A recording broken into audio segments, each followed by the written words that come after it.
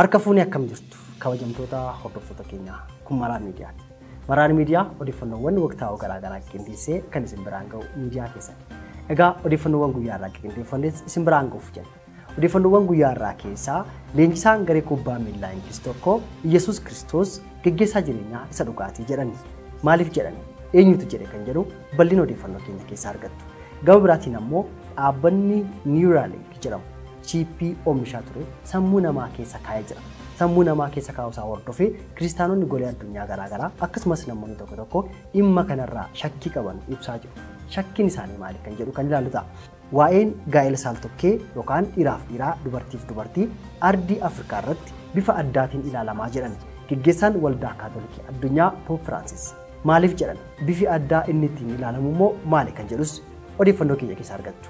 Hanga xumuraatti nu waliin tura.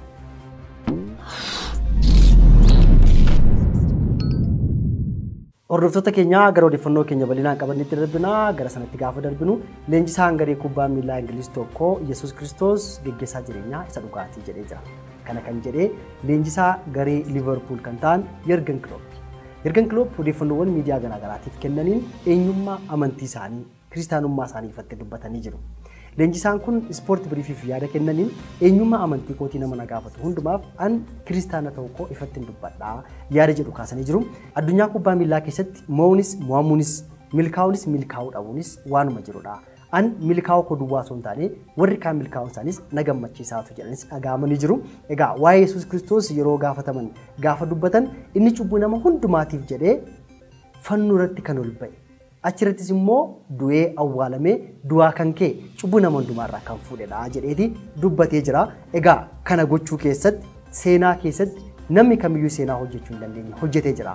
Kanaaf ifatti inni waaqeffamuu qaba jedhees dubbatee jira. Namoota warra kaaniinis waa'ee gooftaa Yesuus kana qorachuun, beekuun, hubachuun baay'ee barbaachisaa akka ta'e waamicha isaa dhiyeessee jira. Odeeffannoo kana kan arganne Evangelical Focus Media jedhamurraati.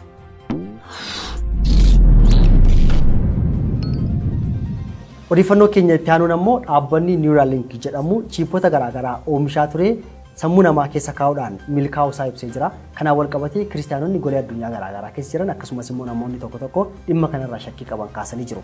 Neuralink qabeenyummaan isaa kan biileeneraa addunyaa kana Elon Musk jedhamudha.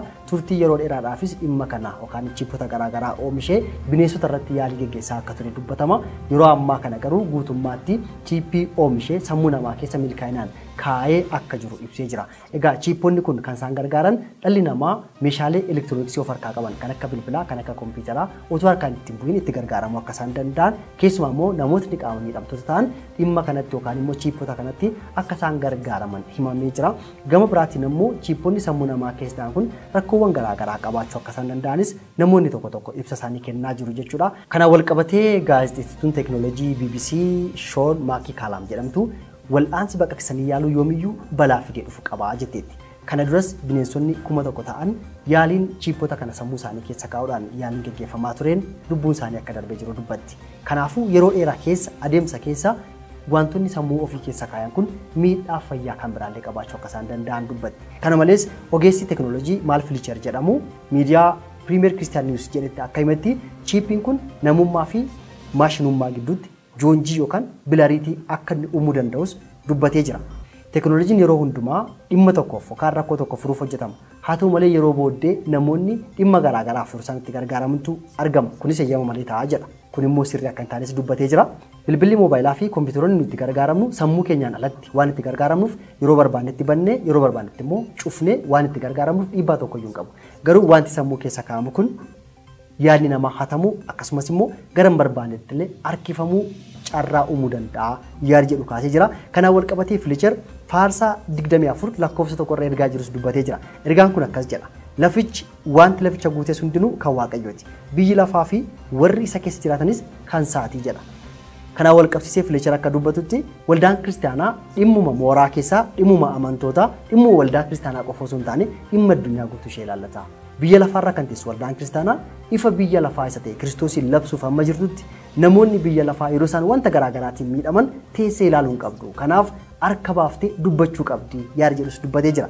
Kana duwwaas miti. Dhimma kanarratti namoonni qooda fudhatan garaagaraa yaada isaanii kennuu akka qaban dubbatee jira. Keessumaa ogeeyyonni filozoofii fiiziksii, ogeeyyonni fayyaa akkasumas beektonni tiyooloojii dhimma kanarratti mari'atanii dhalli namaa gargaaramuu qaba gargaaramuu hin qabu isa jedhu irratti mari'atanii murtaa'utu irra jira yaada jedhus kaasee jira. Kanaaf mootummaa fi dhaabbanni chiippota kana oomishu mariidhaaf banaa gochuu akka qabanis kaasanii jiru. Odeeffannoo kana kan arganne BBC akkasumas Premier Christian News irraati.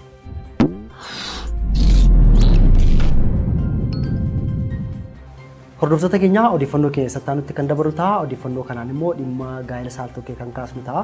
Waa'een gaa'ela saaltokkee ardii Afrikaatti bifa addaatiin ilaalamaa jedhanii jiru. Geggeessaan waldaa kaatolikii addunyaa Poop Firaansis kana kan jedhani lubootni waldaa kaatolikii addunyaa guutuu keessa jiran gaa'ela saaltokkee kana waldaa keessatti akka isaan eebbisaniif ajaja dabarsanii turuun isaanii ni yaadatama.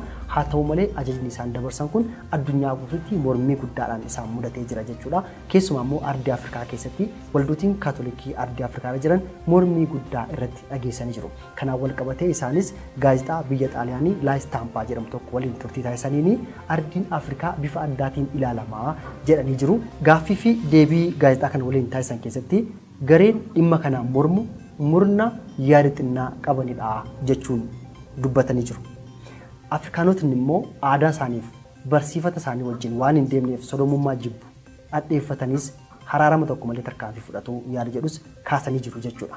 Egaa olee bulee adeemsa keessa fudhachuun isaanii waan hin oolleef inni kun nama yaaddessu yaada jedhus kaasanii jiru jechuudha.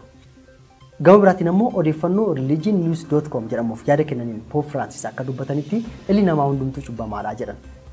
Kanaaf cubbamummaa kana garee tokkotti gurmuu tokkotti duwwaa achi ofirraa qabuun barsiisa wangeelaa miti. Ergaa wangeelaa kan of keessaa qabu miti. Kanaafuu waldaa keessa gurmuun xixinnoo yaada xixinnoo qaban waan jiraniif isaaniin dhiifnee dabarree tarkaanfii keessa taanutti hojii sattaanuu hojjechuu nurra jiraatu jedhanis dhaga'amanii jiru jechuudha. Odeeffannoo armaan olii kan arganne Reuters fi religionnews.com irraati. Egaa macaafni qulqulluu dhimma kana irratti ifa godhee mormii jira. Kutaa macaafa qulqulluu keessaa kan ilaallu seera ba'uu boqonnaa 18 lakkoofsa 22 irratti kan arginu ati akka nama dubartii wajjin ciisutti dhiira wajjin hin ciisiin. Kun wanta cigaasaadha jedha.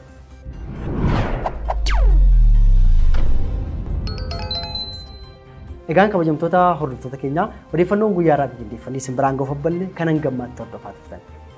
Odeeffannoo kana waliin Joonsii Ayyaanaa ogeeyyota kaameraa fi teeknikaa istuudiyoo keenyaa waliin ta'uudhaan isin waliin turtii taasifne. Isinis hanga xumuraatti waan waliin turtaniif galatoomaa ulfaadha.